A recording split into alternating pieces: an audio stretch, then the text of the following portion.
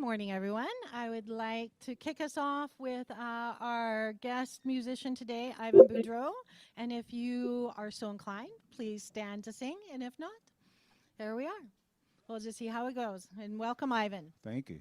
Hey, hey, really quiet.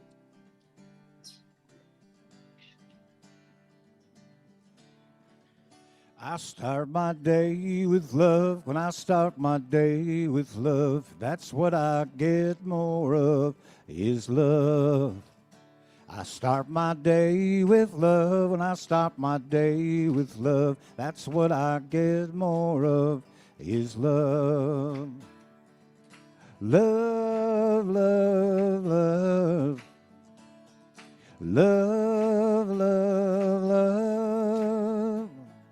Love, love, love. Love, love, love. I start my day with peace. I start my day with peace. I feel that sweet release of peace. I start my day with peace. When I start my day with peace, I feel that sweet release of peace. Peace, peace, peace. Peace, peace, peace. Peace, peace, peace. Peace, peace, peace. I start my day with joy. When I start my day with joy, everything I do is infused with joy. I start my day with joy. When I start my day with joy, everything I do is infused with joy. Joy, joy, joy. Joy, joy, joy. Joy, joy, joy. Joy, joy, joy. I start my day with love. I start my day with peace. I start my day with joy, and I feel the sweet release. I start my day with love. I start my day with peace. I start my day with joy, and I feel the sweet release. One more. My day with love. I start my day with peace. I start my day with joy, and I feel that sweet release. Oh, my goodness. Thank you, Ivan. What a beautiful morning. Oh, yeah, I have a mic. There we go. I forget about these things. Good morning, everybody. Thank you. Welcome on this beautiful sunny day. I can't believe that it is the end of May already. How did that even happen? It just has gone by so quick. So I want to say welcome to everyone, and anybody who's new, please make sure you see our board president, Sandy. Ah, there she is. She put her hand up. Thanks, Sandy. And we have a welcome package. And my name is Tamara Rossander. I'm the spiritual director here. And I just am so thankful that you're here with us today. And welcome to all our Zoom people. Sorry, we still don't see you, but I think next week we will have you up on screen. So we're so thrilled to be welcoming you back. I'm not sure who is our practitioner of the day. Pamela? Hello, Pamela. Welcome. So we have our whole Zoom community there. So as we begin our sacred time together, I invite you to take just a deep breath and turn inwards. And with hearts full of gratitude, we pause to acknowledge the sacred ground we are privileged to stand upon. We give thanks to the First Peoples for their enduring love, wisdom, and stewardship of this land, the unceded territories of the Coast Salish people, including Katsi, Kwantlen, Semiahmoo nations.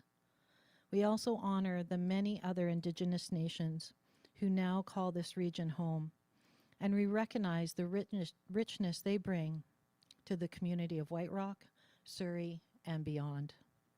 May this land acknowledgement be more than words. May it be a reminder of our shared responsibility to walk gently, to listen deeply, and to live in right relationship with one another and with Earth. So at CSL White Rock, we hold a vision of loving, vibrant world that works for all. And as a spiritual community, we're committed to moving forward with understanding, compassion, and harmony. As you may know, our teaching are grounded in the science of mind, and it's a spiritual philosophy that honors the universal truths that are found in all faiths and traditions. And we believe that each of us is a unique expression of the divine. And we are here to awaken to that truth, to live from the inside out, to practice peace, to be love, and to be and bring our highest selves forward. So welcome to CSL White Rock. Whether you've been here for years or this is your first time, we're so welcome and blessed to have you as part of this community. And now it is my joy to bring up spiritual practitioner Diane, to do our sacred meditation.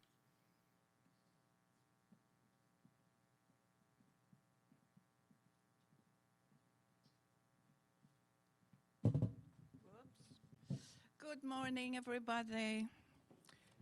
Do you hear me well over there? All good? So I'm going to read again from one of my preferred books by Paul Ferrini, The Silence of the Heart, and I'm going to add my words. And I found a section this morning, actually, where I don't think I share it with you because it was not marked as already done, but anyway. The door to the divine presence. No, it's not that one. Close that door. Keep it open. It's called Dissolving the Last Separation. So, this moment here of finding quiet and peace within, through the breath, in and out, no effort, just allowing the natural breath that keeps up alive the breath of God within. So we embrace this quiet time.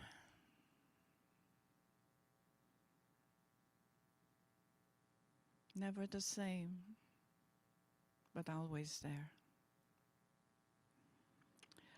Finding your true inner authority is a lifetime process. But what exactly is the authority that lies within the depths of your heart?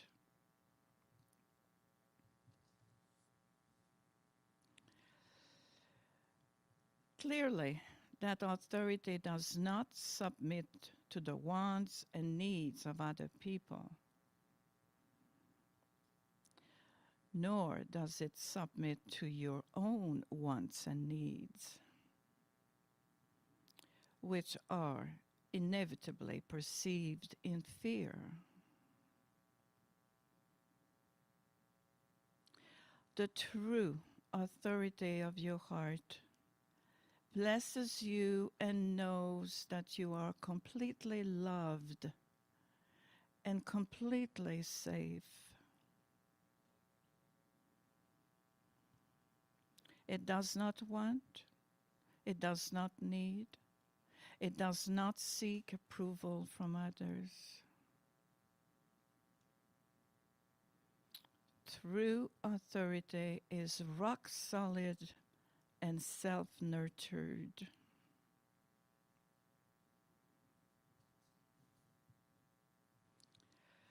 Yes, there is that rock-solid conviction in you. You may not know how to access it, but it is there, as surely as you are there. The question is, how can I be in communion with this wholesome self in me, which is not fear.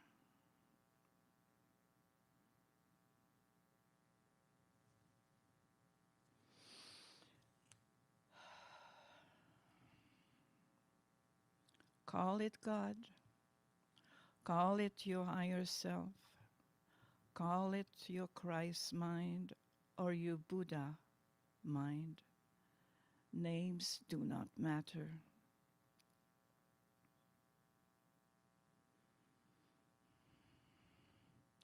You access this mind not in seeking, in doing, or in thinking.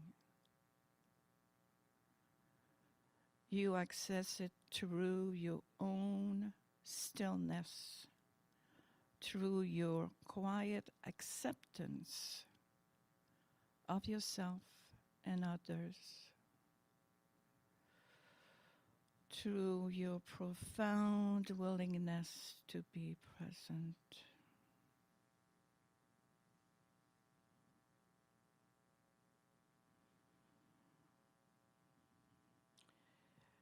If you were not already living in God's heart, you could not find your way there. Yet you do, each of you, you could do it. So let's take this moment of quiet.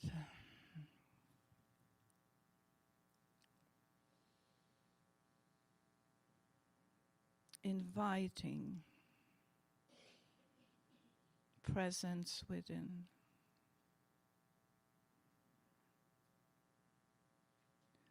To show itself to you.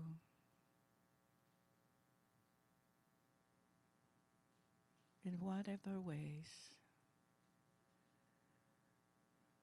Because you know without a doubt that it is there.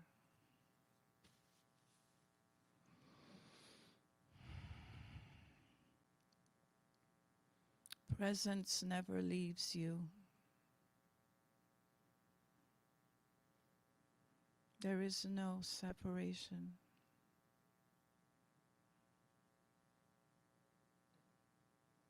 We are never alone.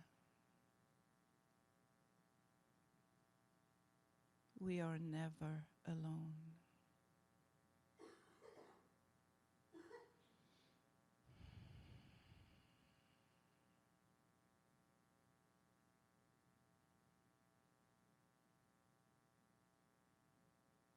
Receive this gift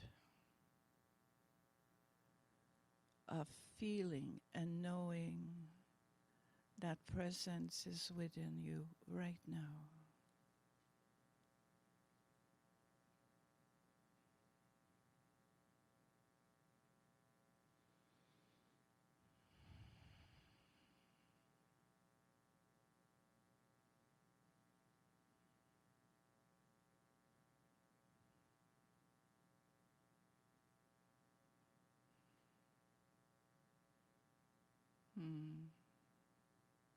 With gratitude and blessing here. Blessing for knowing that this truth of presence within, of God within, never changes. Eternally there. In this expression through you, your body, your mind, your heart.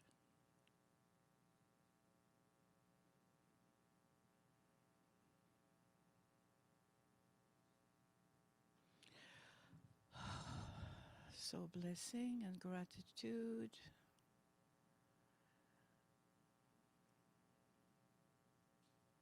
And we come back in the room because there's lots more going on. Namaste, everybody.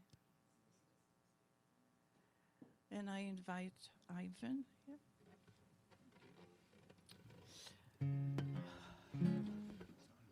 Song called Just a Little Grace.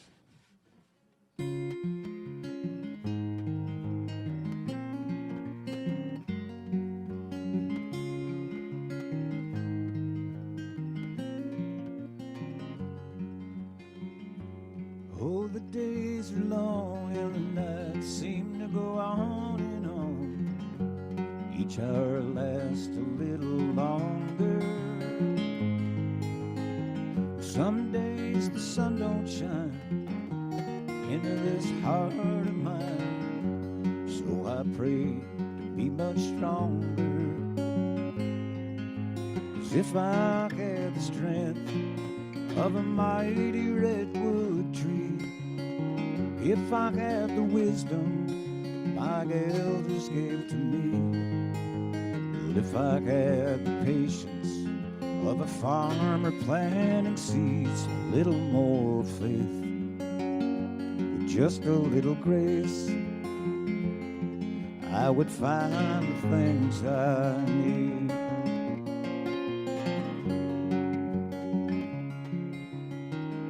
My old man's good advice, he didn't listen much, paid no mind, went my own way, made my own mistakes. Now I followed down that road he walked, remembering the ways he taught, guides me in the choices that I now make. 'Cause if I had the strength of a mighty redwood tree, if I had the wisdom my elders gave to me, well, if I had the patience of a farmer planting seeds, a little more faith, with just a little grace, I would find the things I need.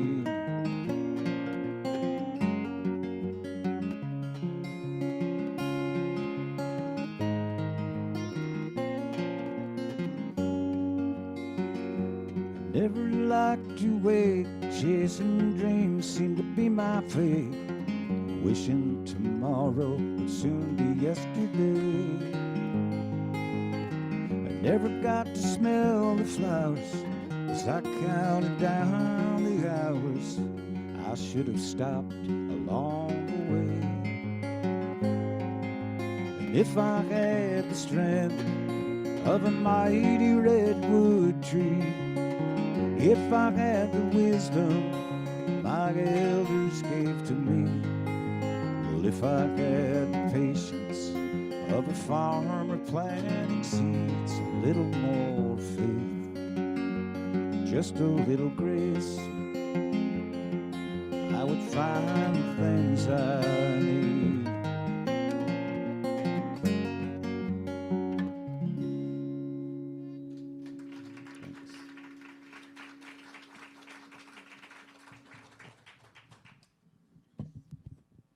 Beautiful. Thank you, Ivan. Oh my gosh. We're so fortunate to have Ivan Boudreau back with us.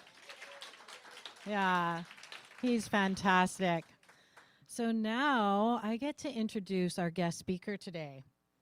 So we have Rev Eric O'del. He is an ordained, I just lost my screen. An ordained Science of Mind minister, and he was co-founder of Amazing Grace Spiritual Center in Seattle. He retired from Amazing Grace in 2020 and now serves as interim minister for our Centers for Spiritual Living globally, assisting congregations during their times of transition between senior ministers. He recently completed a 16-month assignment with CSL St. Louis, and he has worked as the music ministry director for CSL Seattle. He's been a theater artistic director and a professor of theater at the Cornish College of the Arts. A very impressive resume. And we had the distinct pleasure of having him lead a 4-hour, 3-hour, 4.5-hour workshop yesterday with our board. And it was invigorating. It was fun. And we learned a lot of different things. So as he said, it feels like there's a new wind shifting through our Centers for Spiritual Living, White Rock. So we're so excited to welcome Reverend Eric.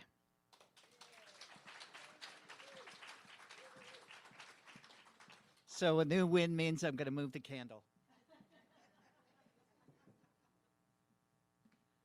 Good morning, everyone. I am so happy to be here. And I just want to take care of one little piece of business right off the top. As an American to a room full of Canadians, I'm sorry.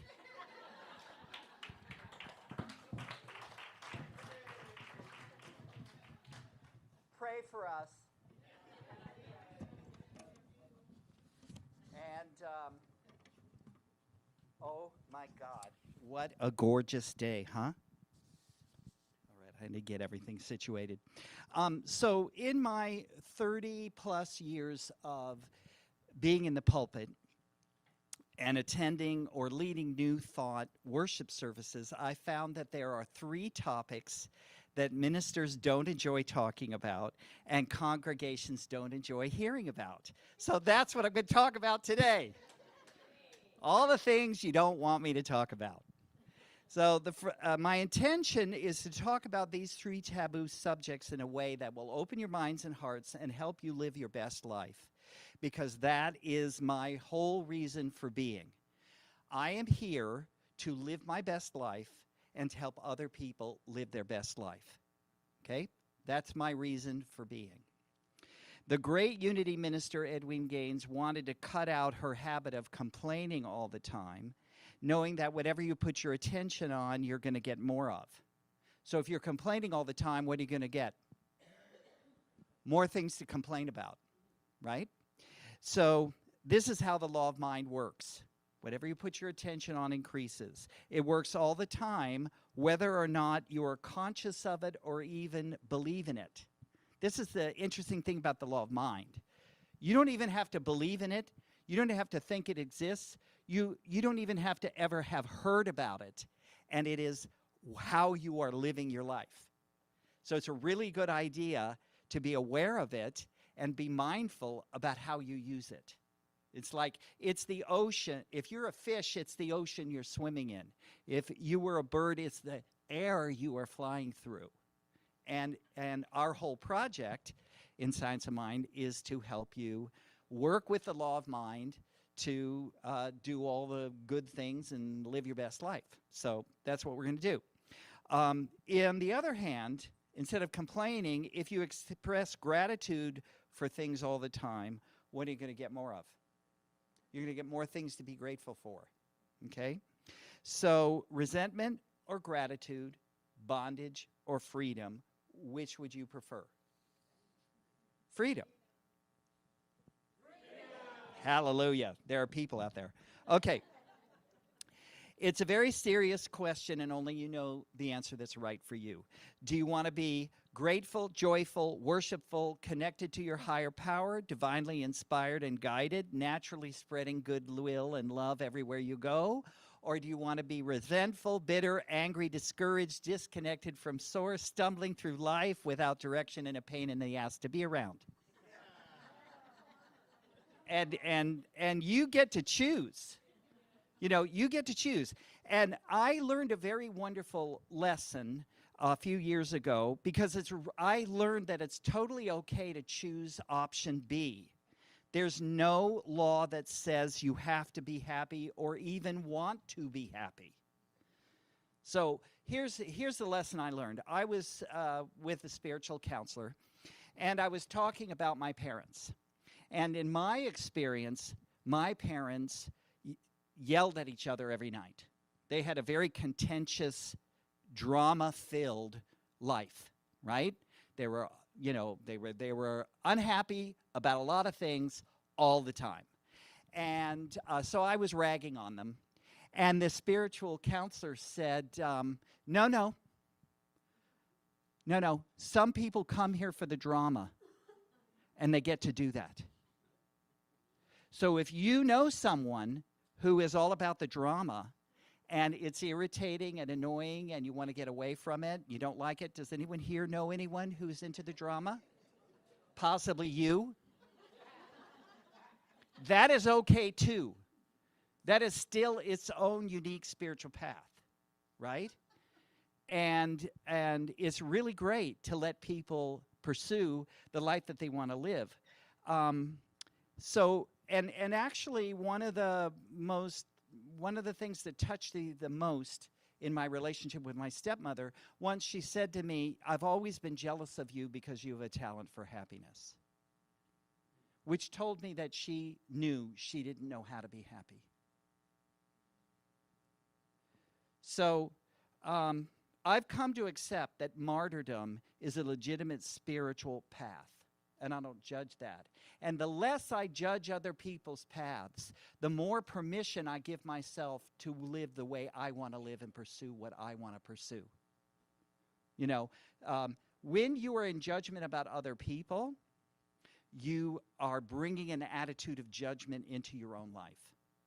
Because everything that you put out, thank you very much.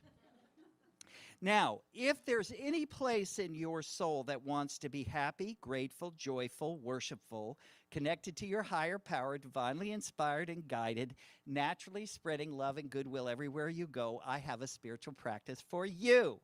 And it's a game that you get to play with yourself. For the next 30 days, you can commit to refrain from complaining about anything. And that is a practice that allows you to train your consciousness to be naturally positive.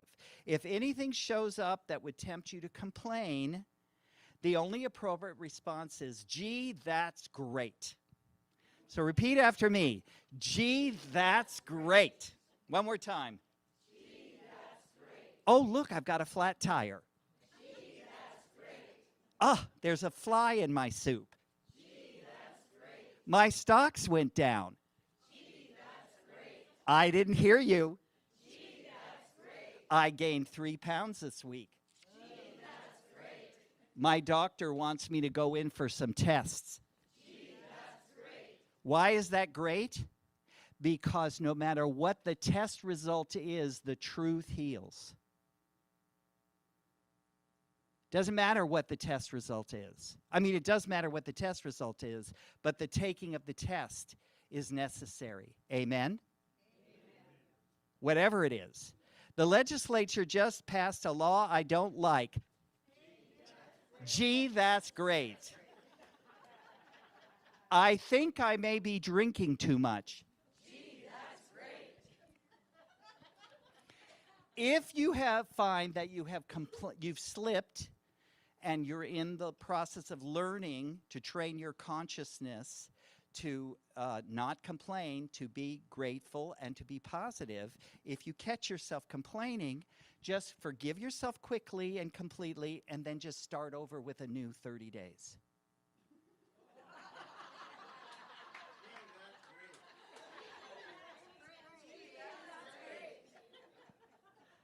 Okay, so now I'm coming to the first of my 3 taboo subjects. I've sort of slipped it in, but the first taboo topic is forgiveness.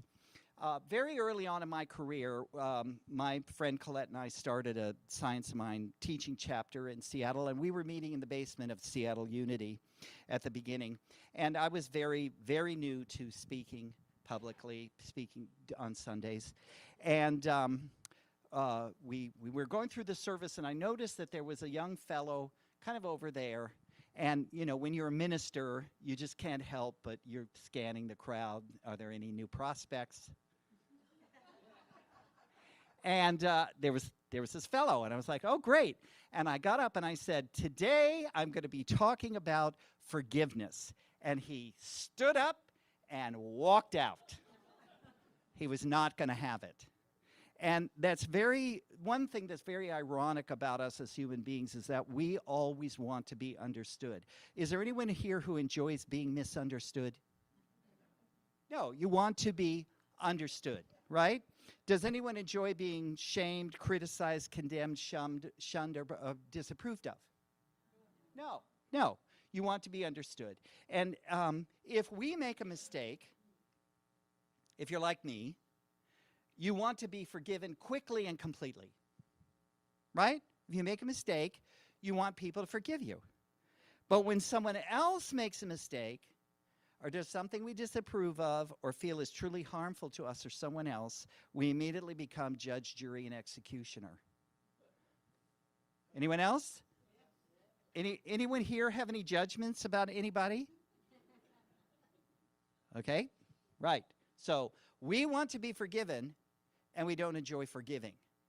And that's one of the reasons why ministers often avoid talking about forgiveness, because it's painful, right? It's painful to be judged and not forgiven, and the act of forgiving others can be difficult.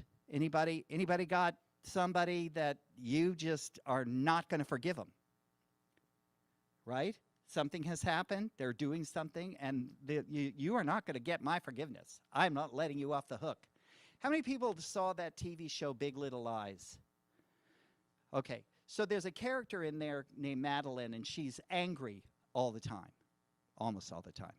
And somebody's like, why are you angry all the time? She says, well, I just have all these grudges, and I just like to nurture them.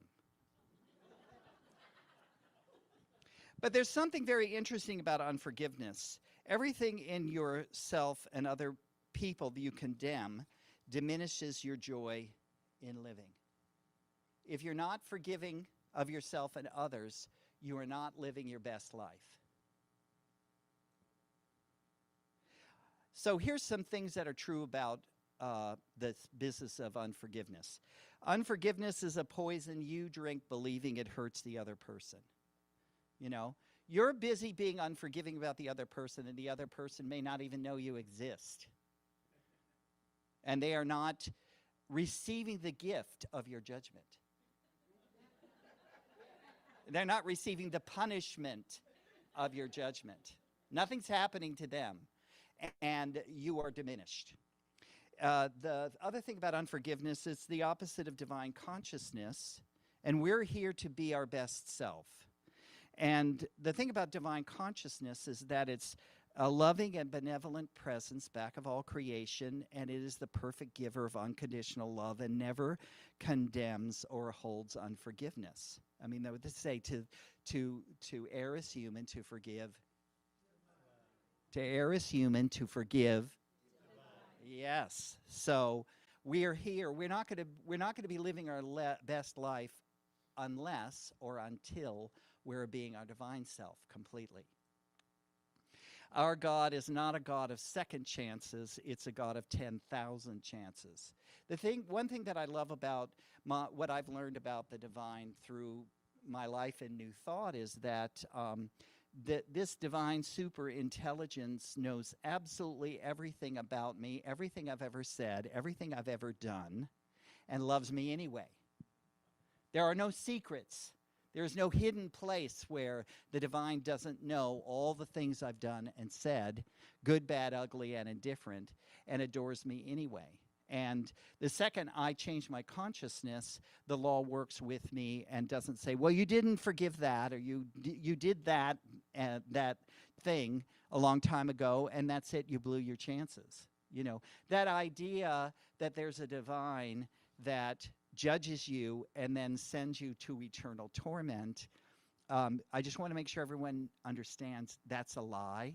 If you've ever heard that, you need a bigger God if you believe that. So if you want to live your best life, you have to forgive. And that's one of the things we're going to do in my workshop this afternoon. I'm going to help you have fun forgiving. Would that be okay? Yes. Okay. Did we have fun at the workshop yesterday? Yes, we did. And we talked about tough stuff. Okay. The second topic that ministers hate to talk about is tithing. And people hate it when you talk about tithing. Tamara and I met in a class for ministers offered through Home Office. And in the first class, the teacher said, who here likes to talk about tithing? And it's a class of all ministers. And I was the only one who raised my hand. That's how much ministers don't like to talk about tithing, and congregations don't like to hear about tithing. So that's what I'm going to talk about right now. Now, I am very much like you. I stumbled into Unity, Seattle Unity, many years ago. I was looking for something that was missing, and I sat down and I heard this message that to be positive and optimistic was not Pollyanna, and it wasn't weak. It was actually powerful and creative. Can you relate? Is that why we like Science of Mind? All right. And I heard that and I resonated with it. And I sat, about 1/3 back on the right side every Sunday for a year and just, received the songs. It's in every one of us to be wise. Right. Like, yes, I was hearing all these things that I believed. Right. And it was great. And they would pass the plate. And maybe once in a while, I would put in a $20 bill. So I would tip them.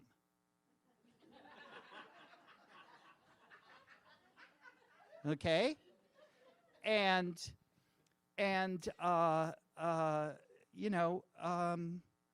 It's like, well, there's a lot of people here.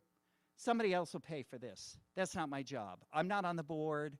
I'm not in the organization. Just keep giving me the good stuff and don't ask me to do anything. Don't ask me to give anything.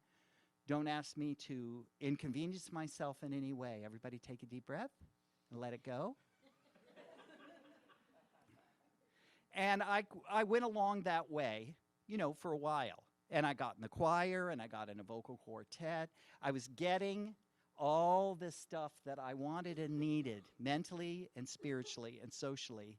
And once in a while, I would put a $20 bill in the collection plate because it's not my job and it's not my responsibility and it's not my business. That's theirs. There's them. It's up to them to make sure that it all happens.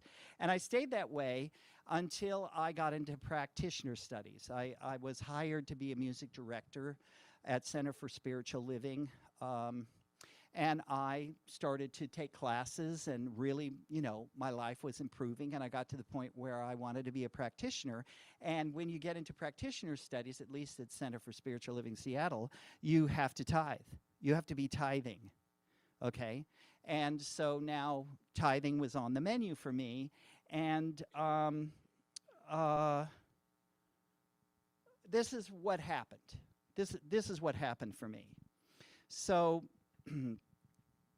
I had been a half-time music director, and I was now getting deeper into the organization, and the community was growing, and my choir was now 75 people, and it was time for them to have a full-time music director.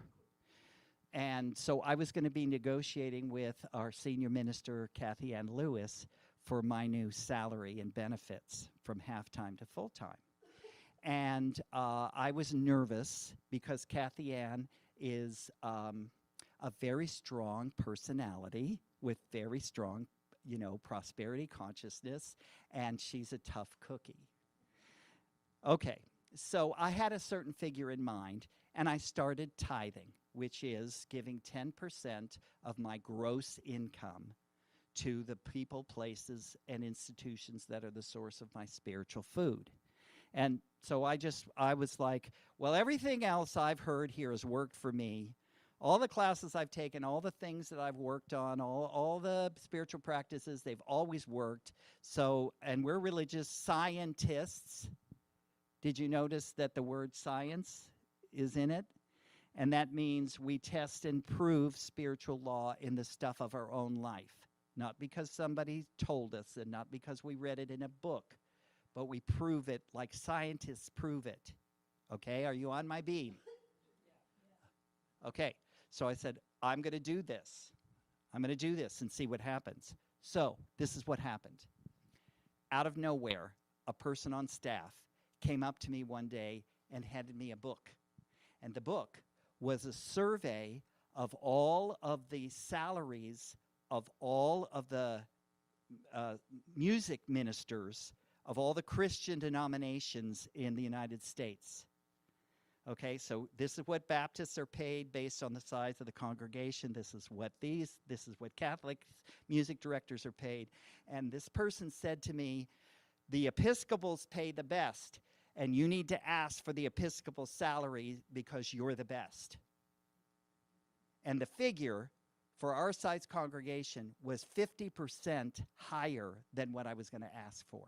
Everybody take a breath. I didn't know that this survey existed. I didn't know this person was thinking of me, right? I just was tithing and my salary that I received. And Kathy Ann was very evidence-based. So when I brought this book to her and I said, this is the survey of what music directors are paid, and I deserve the Episcopal salary, and that's what I got.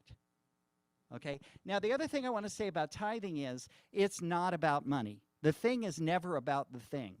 If you go to a practitioner to pray for something, like there's something about your relationship, or there's something about your health, or there's something about something you want that you're not getting, the thing is never the thing. It is about your relationship to the divine.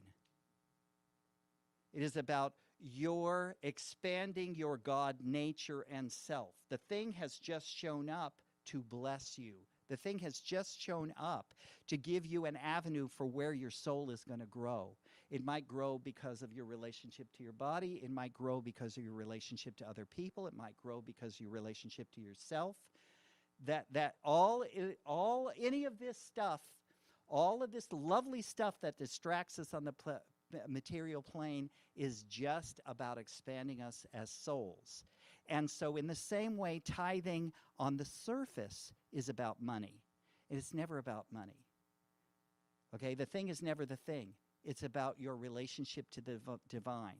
If I asked you, okay, let's say there was a law and it was that you had to give 10% of your salary to the government.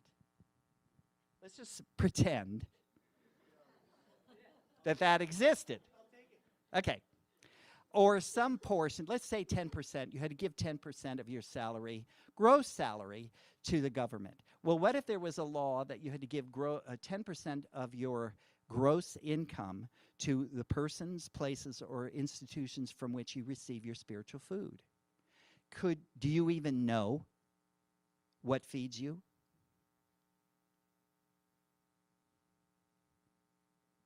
Do you even know where you would give your tithe? Is it an author? Is it a musician? Is it a spiritual community? Is it a spiritual organization? I had the experience some years ago. My stepmother passed away and left me $225,000. And that meant I got the privilege of tithing $22,500. Everybody take a deep breath. I was given by life the privilege and the opportunity to tithe $22,500. And I got to think about, where am I fed? And it was great. It was a great experience. And one of the people that I realized I wanted to tithe to was a congregant of mine. Now, this was a single mother. She had a teen daughter, and she was struggling, and the daughter was struggling. And she came to me and said, I need help because I am hoarding. I have a hoarding problem. And she trusted me enough to welcome me to her apartment. And I came to her apartment, and it was one of those places where there was just a little pathway because it was all piled up with stuff. It wasn't filthy, gross in that way, but it was a lot of stuff. And she was ashamed, and she was distraught, and her life was also chaotic in certain ways because the hoarding is a material manifestation of the consciousness. Y'all understand what I'm saying? And she said, I don't know what to do. And I said, let's start with that box. And we cleaned that box. And that's all we did that first day. And over a period of probably a year and a half, many visits, all of the hoarding was cleaned up through not only our processing the stuff, but also the spiritual guidance, the spiritual counseling, the presence. I had no judgment of her. I had no judgment of her. It was just total, let's have fun. What about this? What about that? And then, by the way, what's going on? What's your history? She'd been adopted. She was an orphan, story, okay? And eventually, it all cleared up. Her life got better. Her teenage daughter's life got better. They weren't struggling. The teenage daughter turned out really well. She's in her 20s now. She's living a wonderful life. And I realized that of all of the experiences of ministering to people during my years as a minister, serving her was the thing that was most rewarding. And I gave her $4,000. And she at first said, I can't accept this. And I said, you can't reject my gift because you will deny me my blessing. You have to take this. And her thinking was, I know you did more for me than maybe anybody else in the congregation, but I got the biggest blessing. Okay? So this is a serious question. Where is the presence of the divine in your life? And will you support that? We give to the government because we like police, paved roads, street lights at work, stuff like that, right? So, why won't you support that which the presence of the divine is manifesting in your life? And so we're going to talk about, and I'm going to answer all of your juicy questions and objections and resistance and receive all of your resentment and anger because you know that tithing is just a trick ministers use to get your money. Okay? So we're going to talk about that. And I turned from change from a tipper to a tither. And by the way, I'm financially free and I have a fabulous life. All areas of my life are working wonderfully, and that's the gift of living a spiritual path. All areas of my life work. Yes, I did brag, and you get to judge, and then you get to forgive. The third topic that ministers hate to talk about and congregations hate to hear about is fundraising. Oy vey, more talk about money, because isn't money the root of all evil? No, money is a divine idea, and it is morally neutral. It's like the internet. The internet is not good. The internet is not bad. The internet is a tool, and then people do good things and bad things with it. So don't blame the internet for being the internet, right? And don't blame money because some people do, bad things with money, all right? But here's the thing also. You know how you spell the word dreams? M-O-N-E-Y. If you're going to live your best life, a life of dreams fulfilled, you may have to participate in the process. You may have to give something. You may have to work with other people to get there. And I want to put this very important question to you today. And it's a big question. So everybody take a nice deep breath and let it go. Just stay awake. Start talking about things people don't like and they just leave the room. Is CSL White Rock expressing everything you want it to? Could it be more? Would you like it to be more? Would you like to be, when you come to the space is gorgeous, the space is deeply spiritual, it's your space, you get to create it the way you want, you get to have everything you want in it and nothing you don't want in it, like Happy Father's Day or whatever. Would you like to decide whether there are a bunch of paper flowers or not? I have nothing against paper flowers, but would you like to create a space that served you and was beautiful and inherently inspiring, and then you came in and you sat down and you just felt the presence? Would you like that? Is the government going to give you that? No. How's it going to happen? You guys are going to do it, right? Is it maybe, would you like to expand the music? Would you like to have more practitioners? Would you like to have more of the generations? Would you like to have more volunteers? Would you like to do more community outreach? And would you like all this to happen without you personally having to do all of it? Would you like to have it happen organically, naturally, divinely guided, and in a perfect, effortless, joyful way? So it starts with you. It starts with this group. I will tell you this story about Amazing Grace. So Colette and I started ministerial studies with Terry Shea. And we started our teaching chapter the same week we started ministerial studies. And we were meeting in the basement of Seattle Unity. And we did the 2-year program, and we became licensed ministers. And then Spirit said, okay, it's time for you to go from we did Sunday evening services as a teaching chapter. It's like, you need to do Sunday morning worship now. So we were like, okay, well, how's that going to happen? And Spirit said, you need a search committee. And so Colette and I and a congregant on the board named Rebecca said, we'll be the search committee. And they were like, well, what are we going to do? And Spirit said, you're going to meet every Monday morning. So we started meeting every Monday morning, and we would pray and vision, and we need to look at a map of the city and map out areas where we think the place could be. And then we were like, well, where are we going to start looking? And I said, let's meet in Ballard, which is kind of westerly neighborhood. I'd never lived in Ballard. I'd hardly ever spent any time in Ballard. I don't know why the word Ballard popped out of my mouth. Do you know what I'm talking about? Like it was just, okay, Ballard. All right, Ballard. So we meet at Ballard.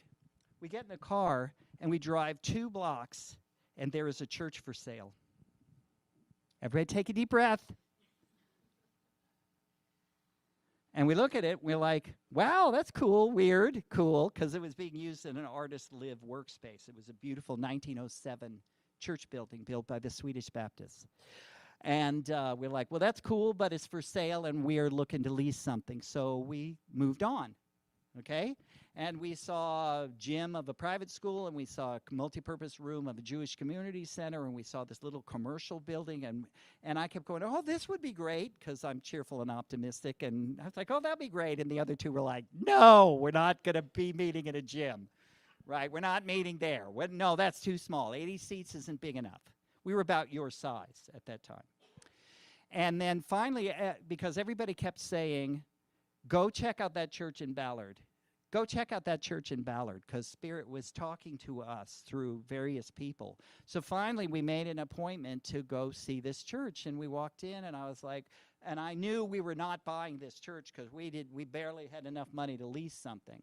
And I was like, well, the floor has to be leveled, and those doors have to work, and that door has to go, and the tricycles have to go, and all the bowling balls and the front stairs have to go. Did I say there were artists living there? And there was a big swing, 25-foot ceiling, and there was a big swing. The swing has to go, right? I was like, okay, whatever. All right, we saw the church. Let's leave. And Rebecca said, no, let's go get coffee. And the three of us sat down, and she said, I can buy the building and rent it to you below market. And we said we would look for a place in August. We found this place in October. She was going to fix up the outside and the mechanicals, and we were going to paint and repair and remodel the inside and outfit it with furniture. And our annual budget at that time was $88,000. And in 2 months, we raised $88,000 to do all of the interior work. We had 30 days, because I said we were going to have our first service the first service of March. We got the tickets, the keys the first day of February. And all of the contractors came on the day they said they would come. They did the work in the amount of time they said they would do it for the amount of money they said they would do it. All of the contractors. Amen.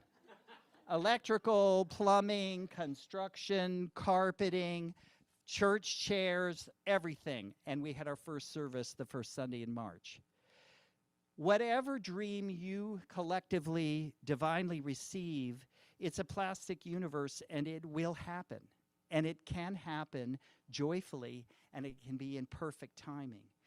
It does not have to be a grind. It does not have to be hell. It does not have to be difficult. It can be, you can live your best life by actually applying the teachings that you receive here on Sundays. What a concept. Okay? So those are a couple of things. This workshop this afternoon, I'm going to talk about tithing, forgiveness, goal setting, and finding your divine purpose, because those are the 4 spiritual laws that Edwene Gaines teaches, and I live by them. I have hired her as my practitioner. You guys could hire her to pray for you, and that would not be a bad thing, because she really is a manifester. Anyway, thank you for listening. Let's pray.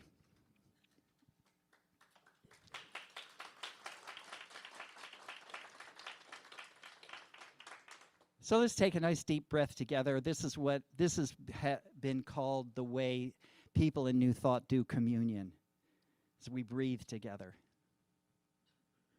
And so I bless this holy breath. I bless the fresh new wind that is moving through this center. This spirit of newness, possibility, a new chapter in the life of this community. I bless the minister. I bless the practitioners. I bless the board members. I bless the congregants. I bless all those who serve. I bless those who are sitting and receiving and are maybe receiving a call to do more than simply receive. And that's good too. I bless this beautiful day, this beautiful planet. I bless all those who prefer drama and don't want to have anything to do with happiness, and my ability to let them be who they are. I bless my own passion for happiness, for cheerfulness, optimism, and I am so grateful to Ernest Holmes for consolidating and plucking the elements of science of mind from all of his many years of research and searching and reading of all the spiritual texts. I'm so grateful that we live in a time that actually allows us religious freedom, and that we're not being burned at the stake as heretics because we don't worship God the way they say we're supposed to. I'm so grateful that we live in the 21st century, which truly is a time of miracles. We live in the age of miracles. Medical miracles, scientific miracles, and I bless this moment and all that it contains. And I know from the depth of my being that God is real, life is good, and all is well. And so it is.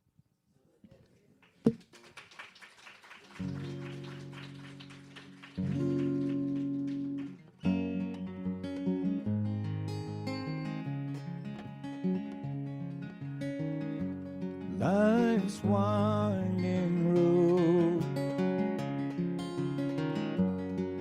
we've come to know can feel so much better that we're not alone, walking each other home. So take my hands, it's time to go. The sky may be stormy, the wind's gonna blow, walking each other home. A little kindness is good for the soul.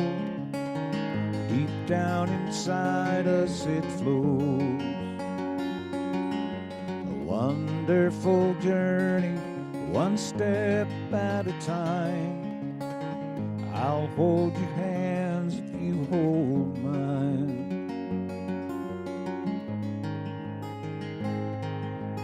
I've had my share, been high, been low. And when it got too heavy, you'd lighten my load, walking each other home.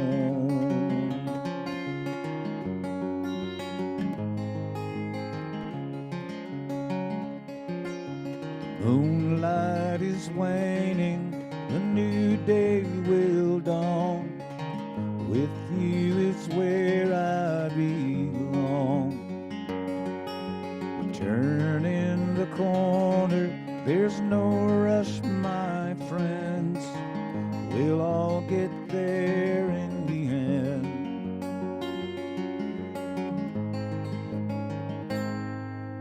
One thing for certain. I've come to know we're in this together. We're all flesh and bone, walking each other home. One day we'll go back to where we came from, walking each other home, walking each other home, walking each other home.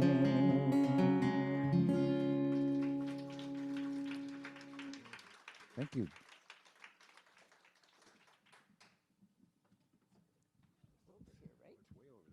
Whoa, okay.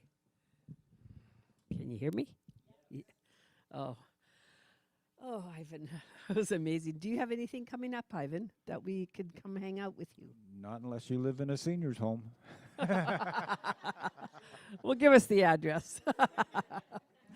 Yeah, I'm Georgia Deacon. By the way, I'm one of the spiritual practitioners here at CSL White Rock, and what a delight to see all of your beautiful faces today.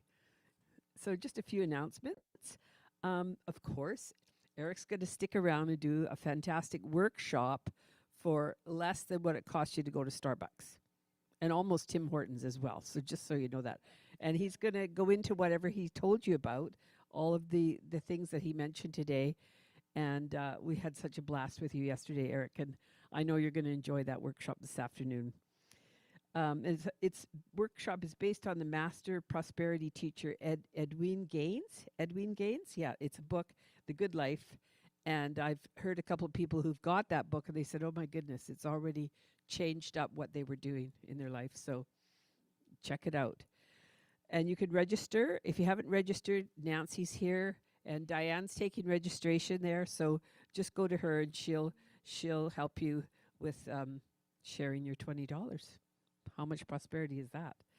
And on June 1st, we're going to have a community dialogue. So next Sunday is our community dialogue, and this is your chance to share your voice and how you want to move forward. So you've heard Eric today, and I'm sure you're enthusiastic about all of the things that he suggested we could do around tithing, fundraising, moving forward with our own vision of what we want to see. Maybe we don't want to stare at a blind anymore behind us. I don't know if you remember the days when we used to have a big screen and Sherry used to put these beautiful pictures up behind us when we were at Sunnyside. I would love to have that back. So, you know, all those kinds of things that we want. And so that will be happening next week. And we're going to do that starting right at 12, Tamara? Yeah, as soon as we can get set up, you're going to, if you could stick around, maybe bring a bag lunch or a snack to share, or bring some snacks for yourself and have a chance to really dig our heels in and get started on all of these wonderful ideas. And we've got this fresh breeze going through, right? This is new. It's wonderful.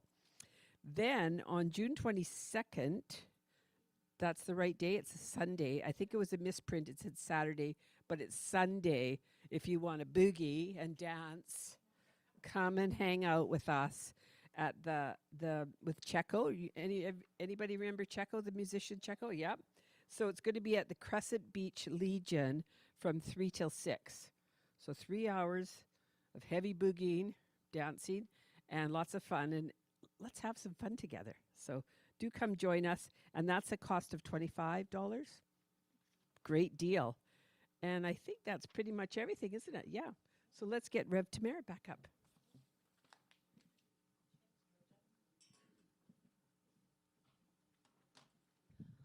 Whoa, what has been a morning. Exciting. Eric, you brought such great energy, and Ivan, such amazing song choice. I love that one, Walking Each Other Home. I love that. Thank you. So this is that moment in our service where we get to practice what Eric was talking about, when we pause to recognize the power of circulation and the sacred practice of giving. We give not from obligation, but from the consciousness of abundance and gratitude. Giving is an affirmation that we live in a universe that is always supporting us and always overflowing with good.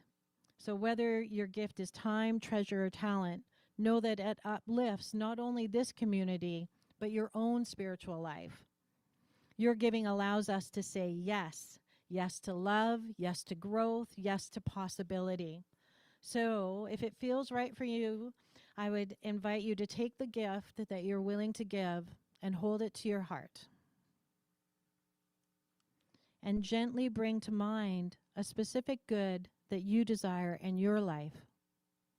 Something meaningful, something real. See it clearly, feel it. And then envision a specific good for our beautiful center. See it thriving, see it serving, see it filled with joyful, loving people. And know that this good is already on its way. And know a specific good for the world right now.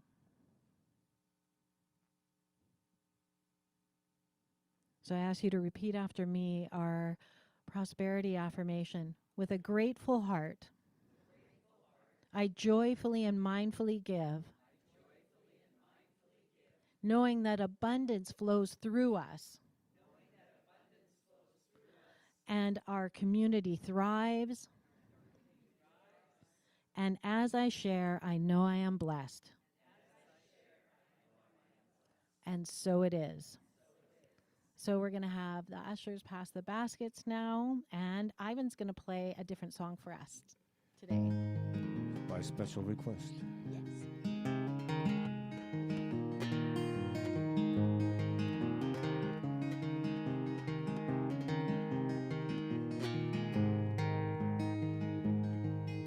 A young man sitting on a bench in the rain, hats on the ground, waits for spare change. Ask him how he's doing, look him in the eye, 'cause everybody needs a little love in their life.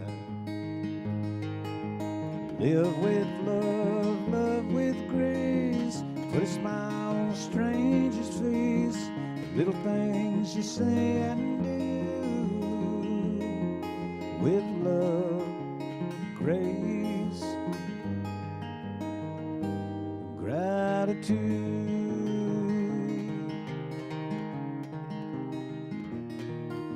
Tells me he's hoping every nickel and dime helped by blankets 'cause it's cold outside. There's not enough beds to keep his friends warm. A little bit of kindness never does any harm. So live with love, love with grace, put a smile on a stranger's face, little things you say and do, with love, grace, gratitude.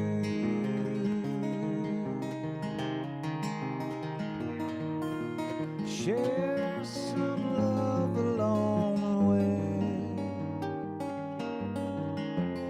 It will come back to you someday.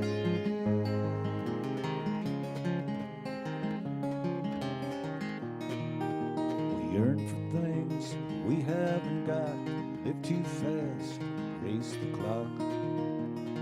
For all the joy we've been through, there's nothing wrong with gratitude.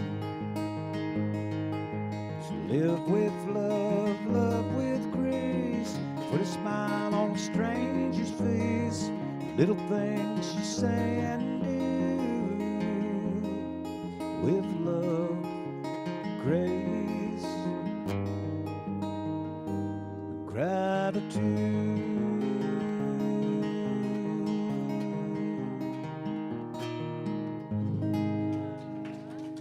I love that song. Thank you, Ivan. I sign all my emails in love, grace, and gratitude. That's my kind of mantra. So when Ivan played that song for me the first time, I just fell in love with it. So thank you for playing that. And if you're new here and you don't know, in our basket we have little joy blessings. So if you didn't pick one up today, and for our people online, I'd like to pick one up for you. And today, mine, the one that I picked, is Say Nothing. Sometimes That Says the Most by Emily Dickinson. So I'd like to invite all the practitioners and ministers in the room to come up and know these wonderful women here and gentlemen. So Georgia, you've met. We have Jill, myself, and Diane that are available for prayer anytime that you need it. And it's not necessarily just all the time if something's not going right. What if you just want to shift things a little? Things are going well, but you just want that little bit more. So definitely reach out. You can put a prayer in our prayer box.